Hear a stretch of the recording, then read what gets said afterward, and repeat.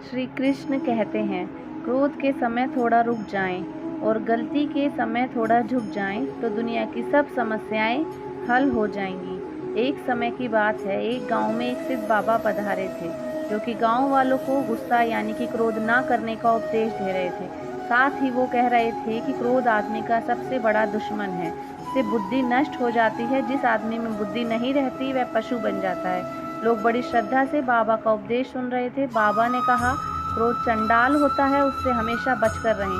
भीड़ में एक और सफाई वाला बैठा था, जिसे बाबा प्राय सड़क पर झाड़ू लगाते हुए देखा करते थे। अपना उपदेश समाप्त करके जब बाबा जाने लगे तो वह भी हाथ जोड़कर खड़ा हो गया।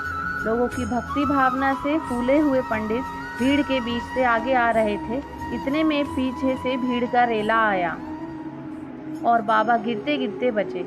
धक्के में वे उस व्यक्ति से छू गए। फिर क्या था, उनका पारा चढ़ गया। बोले, दुष्ट, तू यहाँ कहाँ से आया? तूने छूकर मुझे गंदा कर दिया, अब मुझे स्नान करना पड़ेगा। उन्होंने उसको जी भरकर सुनाया। उनको बड़े जोर से भूख लगी थी और वे जल्दी ही यजमान के घर पहुंच जाना चाहते थे। पास ही में गंगा नदी थी। लाचार होकर बाबा को उस ओर तेजी से लपकना पड़ा। बाबा ने देखा वह आदमी उनसे आगे आगे चला जा रहा है। बाबा ने कड़क कर पूछा, क्यों रे, तू कहाँ जा रहा है? उसने जवाब दिया, नदी में नहाने। आपने कहा था ना कि क्रोध चांडाल होता है, मैं उसे चांडाल को छू गया हूँ, इसीलिए मुझे नहाना पड़ेगा। बाबा एकदम चुप हो गए थे। वे आगे एक भी शब्द न कह सके।